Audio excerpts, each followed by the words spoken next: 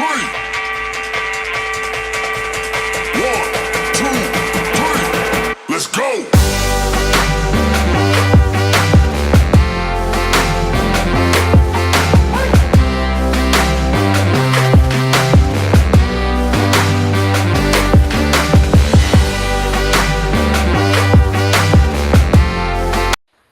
Welcome, everybody, to Teaching Crypto October, or Uptober, as crypto enthusiasts like to call it, is here. Please hit that like, that subscribe, that bell notification. Super chats are available. Mr. FOMO, so far, so good.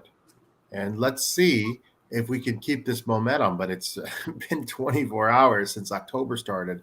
Last time we spoke, we were talking about keeping 26 last Friday. And boy, did we have a nice 24 hours up well over 28K. Great sign for the month of October as we see if our predictions of 33 to 34K come true. What do you think so far? I think it was a nice feeling to see predictions finally start to come true, right? We watched it dip a little bit back into 26,000 over the weekend. And then we saw $100 million worth of short positions liquidated, and the market is starting to jump. And so I'm feeling pretty good this morning. What we thought was going to happen is happening. So let's go for October. Let's look for opportunities to take some profits and protect those profits into the holidays.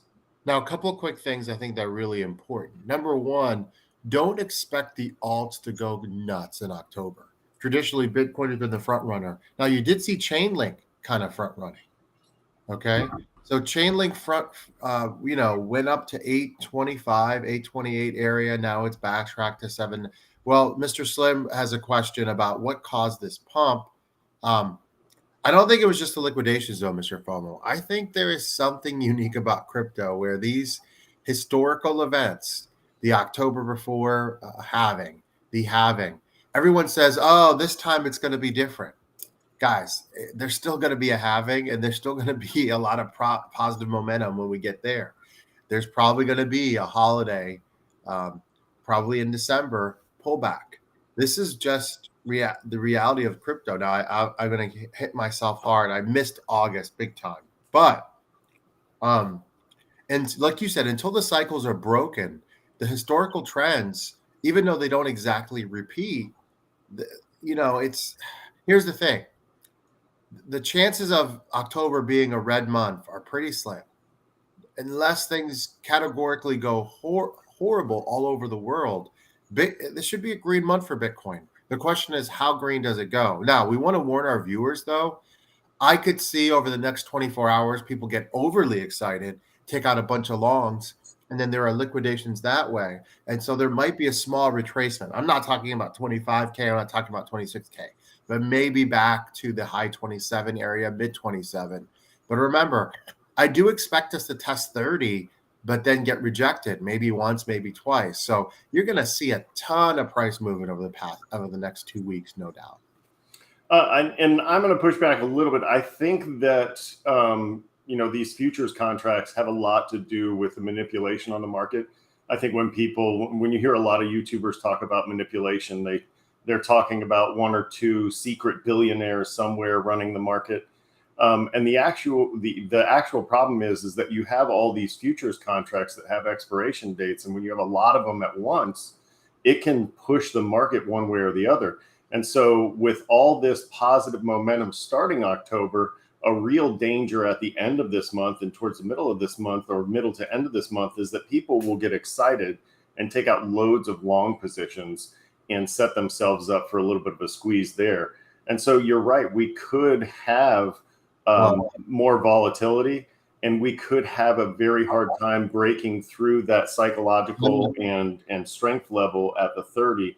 But I still like that prediction. I'm still looking for that. And I don't think a lot of people will be taking out longs at, say 30. I think the long positions will be much higher than that. Well, I'm expecting some people to take out longs today. And that's why I think we'll see a little bit of a dip back, but then I think we'll bounce back pretty quickly. I don't think this is going to take a week. I think there's going to be a quick 24 hours, people got overzealous. Boom, Tuesday, Wednesday, we're back at it. Well, nothing goes straight up. No. But I think this month's going to be really good for Bitcoin. I think you're going to see people get back into crypto. I think a lot of people got depressed in August and September. There was a lot of bad news. The price wasn't going anywhere. And, it was kind of like the people in June. Remember what happened, right? We went from 15K in the winter to over 20K in the spring. And then early summer, June, you're at 30. The XRP news hits. A few weeks later, you're at 31.8. People got excited, and then people just got really depressed when it went back to 25 and stayed there for a while. And people were calling for 20, and we were saying, hold on just a minute. This is probably the local bottom, and it looks like it is. And if you do believe in the cycles, there's a really good chance that you're not going to see 26K. It depends on how high you think Bitcoin's going, either until the next bear market or possibly ever. We just don't know. It's too early to tell. I do want to say this, Mr. FOMO. We didn't talk about this pre-show. I do think October is extremely important for the entire bull run. Let me explain. If we were to cross over 30 healthily and get, let's say above our predictions into 35K and continue, and then we see a pullback later at the high 30s, heck, maybe even that 40 prediction that I had over the summer, early in the summer, still might happen. At that point, I don't think the retrace is going to take us all the way back. Like some people are calling for 30K. So if you're at the halving and you're between 35 to 40, and that was the retrace, let's say the retrace is actually 35K, not 30K. I think that gives you more of a springboard next year for when things really, really start moving. And so then I'm comfortable saying my price target for Bitcoin originally was, can we get between 90 and 120K? Well, that 120 to me is a lot more attainable if you get a bigger springboard now. So I think this month is pretty important. We saw what September did. We just stayed flat. And we talked about this on this show. Staying flat was a huge win.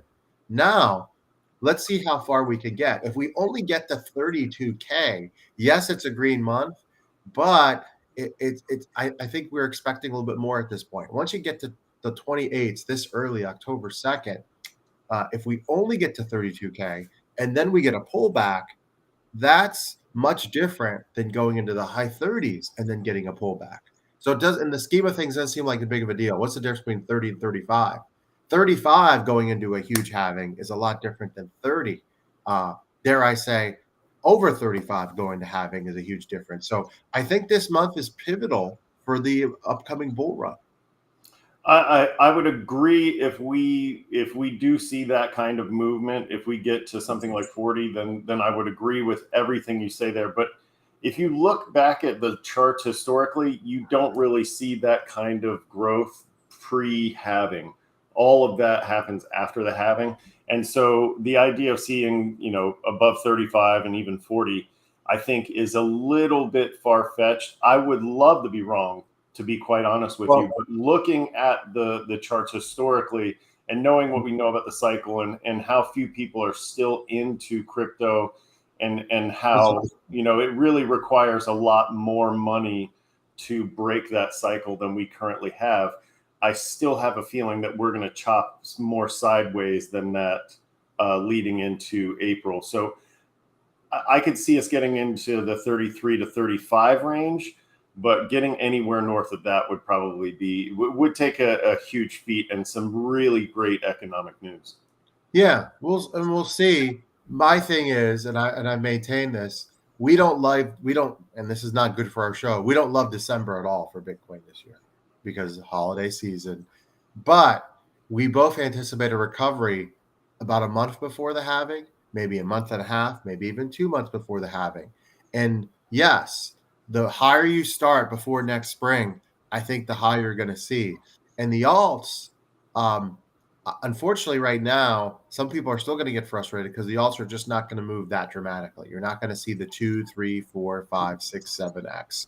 But and yes, this is for you, Mr. Slim. There's going to be some great opportunities in the spring to buy, still close to local lows. I mean, right now you're getting a lot of these in great prices, but I still think you have some time to accumulate the alts. Some might bounce big time this month, but I don't know if you're going to see huge moves from the alts, 10, 15, 20% to take profits. Yes, possibly.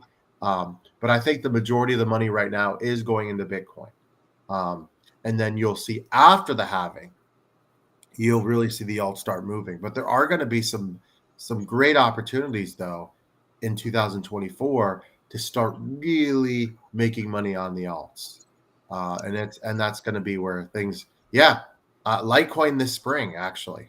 It's I'd like to see, like I talked about this. It's funny, but for MrFOMO, you're laughing. I'd like to see Litecoin retrace to the low 50s, high 40s, and that would be a price target for me to come back in somewhere around March of coming and future show, and I would feel very confident that you'd get to 100 within less than 2 months, and so it would be a great play at that point. Right now, it's not a great play. I mean, it could be, but you're better off going to Bitcoin because Bitcoin is giving you a better immediate recovery for sure. We talked about Chainlink last month. Chainlink did great, right?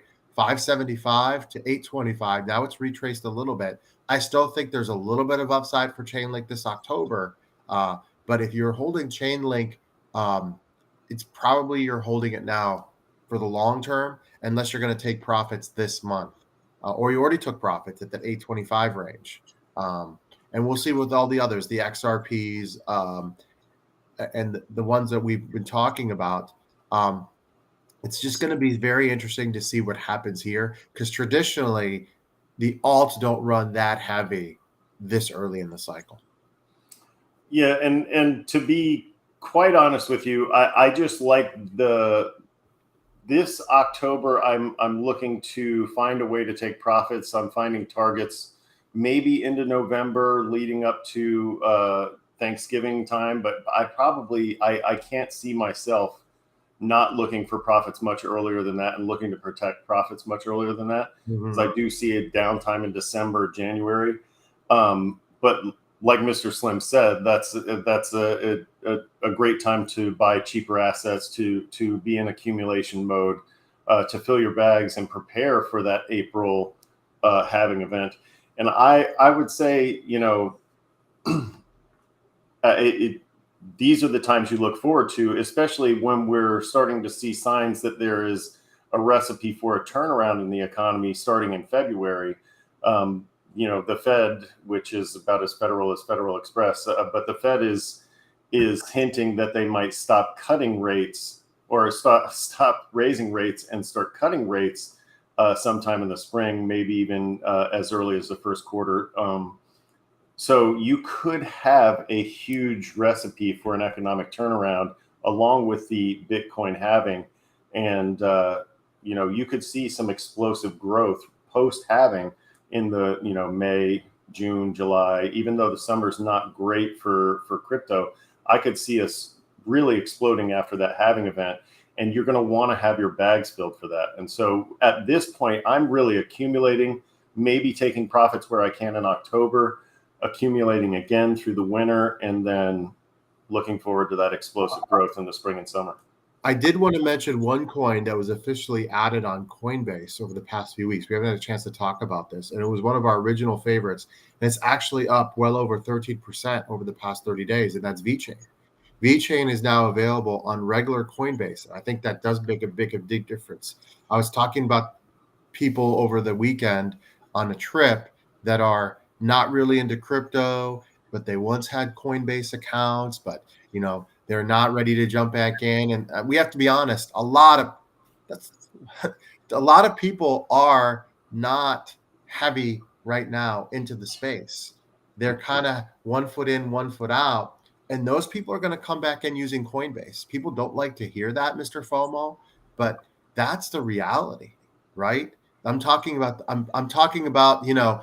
we're both sports fans. There are hardcore sports fans, but then there are casual sports fans that turn on the game because everyone's watching the game. Well, if the game is Bitcoin soaring and the casual crypto people which account for a lot of the market during the bull run, right? Those are the people that come in really push forward. And if you can get something on Coinbase, I still think that's going to be a pretty big deal. There's just a lot of people, guys, that are not going to want to go into the decentralized exchanges. And even so, you do get the opportunity to go into the decentralized portion of it with Coinbase Wallet. And you mentioned our picks. I just wanted to say that one from Coinbase. Go ahead. One from Coinbase Wallet that we picked earlier in the month was Efinity, the metaverse token for Engine, and it had a huge pump mid-month. And so Coinbase gives you a lot of opportunities. I know people, talk bad about Coinbase, but they're still in business. Yeah. Right. Mr. Slim mentioned our Voyager accounts, and those accounts are no longer good. So, the strongest horse in the market seems to be Coinbase. And they also give you access to a lot of different coins. And like you were mentioning, VeChain at a penny, that's a pretty tasty price for them.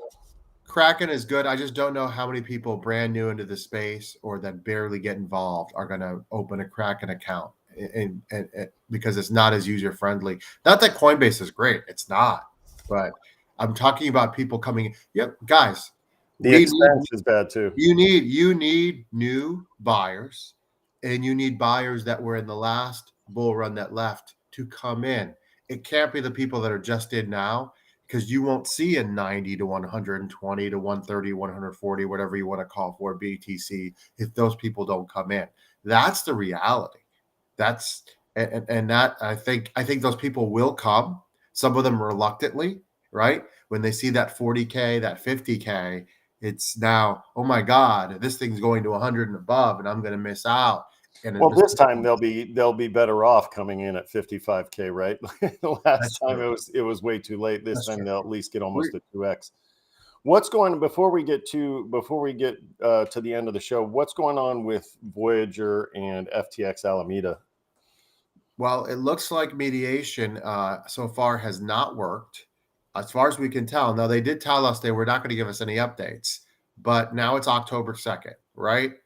And it's pretty obvious that the 4 weeks are almost up. And I would say, I would hope that they would, once that it didn't work, we would get an update right away. What they could do, unfortunately, Mr. FOMO, is not say anything and wait for the court date to be set, which might not be set for another month or two, right? And so, here's the thing. If we don't hear anything by October 15, I think it's safe to say that, yeah, we're not getting anything back for a long time. That's it. The longer we wait in October, we can the responsible thing to do would be to come out and say, guys, mediation is over. It did not work. A court date will be set later on. The irresponsible thing, which I'm afraid of, is this. They say nothing, and we're out here just hypothesizing. And then sometime right before January in 2024, oh, by the way, there's court. We set a court date, and it's in April or it's in May of next year. That's my nightmare for this situation, and I kind of feel like that's where we're headed, unfortunately. Well, I think with the UCC dissolved and no one with any real responsibility to the customers anymore, the court doesn't have a responsibility to inform the customers anymore. They only have to inform the concerned parties. And so it'll be up to creditors like us to really keep track of what's going on and to make sure that we know when our checks are coming in. Because as we all know, junk mail gets thrown out pretty easily. So it's important to be on the lookout for that check when it does come in. And so the important thing is keep it locked here on Teaching Crypto, because we will be bringing you that update when it's available. I really would hope that they would do the right thing and give us an update in October. Okay. Now, if mediation does work, we will hear something for sure. But even if it doesn't, I would like to know, hey, it didn't work. We're going to set a trial date later. Fine. But don't keep us in the dark. And that's been my problem with this group from the beginning, is communication has been a zero. Very bad. And that's just not right.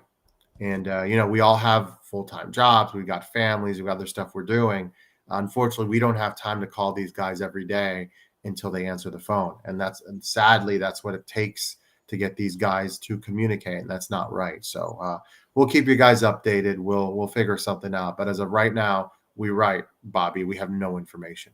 But let's end on a bright note, Mr. FOMO. Bitcoin's up, and we'll see what October brings. I want to see the news on Bitcoin in the mainstream, and then we can kind of see where it goes. So we'll be back, and hopefully next time we come back, Mr. FOMO, we're pushing 29K. Yes, hopefully by Wednesday we are. And the Mr. Slim said one of the great lines that my dad and my grandpa used to say: we can hope in one hand and poop in the other and see which one fills up the fastest.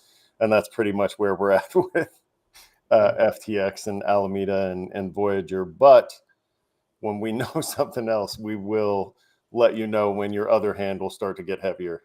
All right, guys, you have a great beginning of the week. Don't forget that subscribe, that button, and we'll see you later. Have a great one. See you.